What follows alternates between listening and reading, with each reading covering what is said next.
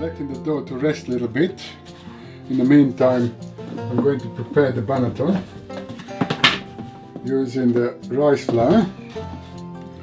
So first layer of the flour is going to be the rice flour, preventing the dough to slip into the grooves of the banneton.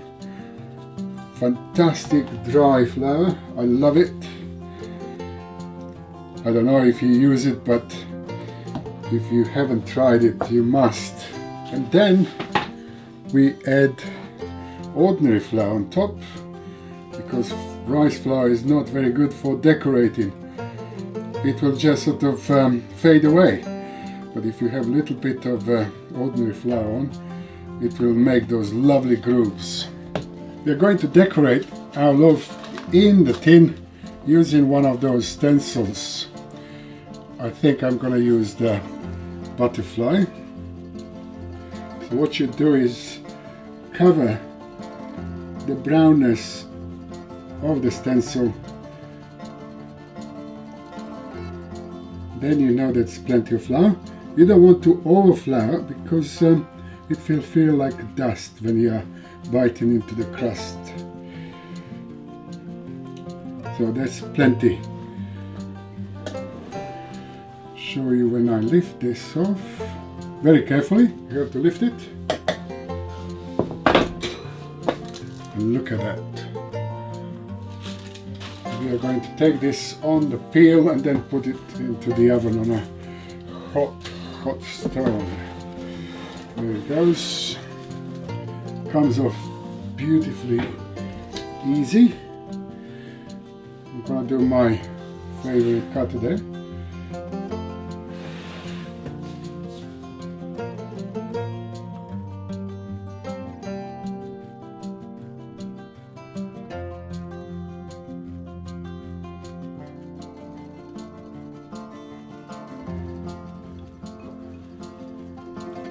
So I'm just sprinkling it lightly with some Cornish sea salt, because that's the nearest to us. Because it's not too much, because it's quite salty filling.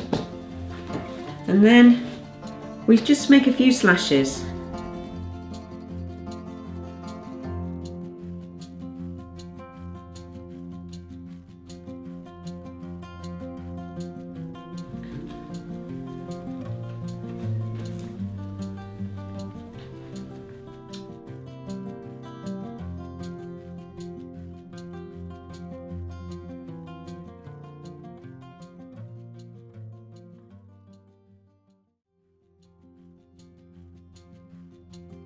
This is just one beaten egg, which I'm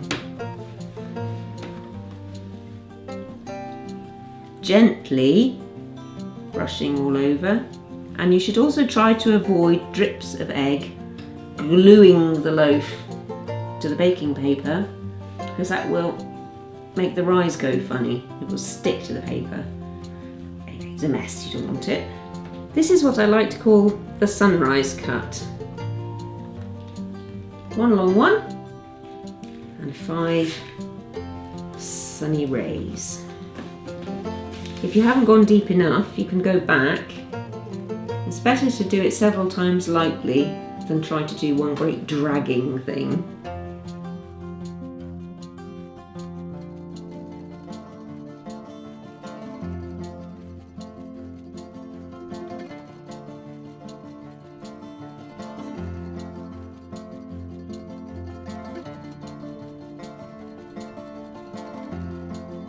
Brioche burger buns have nearly doubled in size now and absolutely ready for their final coat of golden egg wash, very delicately applied, and some sesame seeds.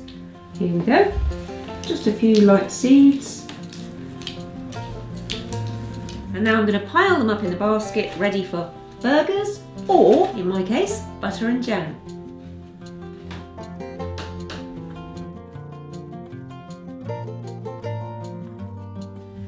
Right, now to make the wiggly worms. So turn it good side down,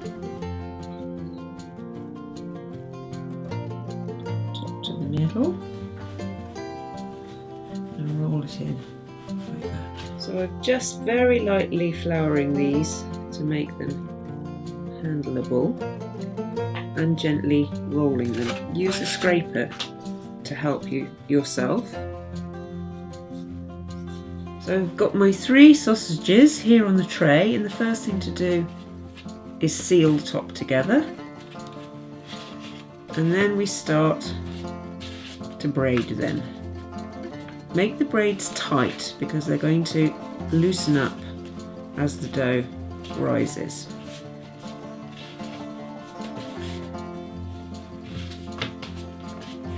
Always the outside one to the middle, the outside one to the middle, the outside one to the middle, and then just press the dough together at the end. Now I'm going to glaze the loaf with egg. This is just a beaten egg, which will give it a lovely colour and also enable me to decorate it with sunflower seeds and have them actually stick. These will toast in the oven as the loaf bakes and create a delicious extra layer of flavour. We are going to decorate them with egg wash and some lovely seeds. So first of all we are going to egg wash them, then put the seeds on them and then score them. This particular baguette way of baking inside a tray like this requires a special cut, which is from end to end rather than from side to side like those cuts there. Here we go. Carefully not to spread it all over the greaseproof paper, otherwise the baguette will stick to the paper and won't lift as much as we want it to. Lovely jubbly. Quick little bit of deco with a lovely nigella and sesame. My favorite, 2 seeds actually for the toppings. Go very well with the cheese. And then we do a slice from one end to another. Be careful not to drag the knife, otherwise you're going to ruin your dough structure. Beautiful, look at that. Deepen it a bit. This is going into domestic oven. It has to be very deep cut. Well, like this, you see, quite deep like that. Ready, steady, go.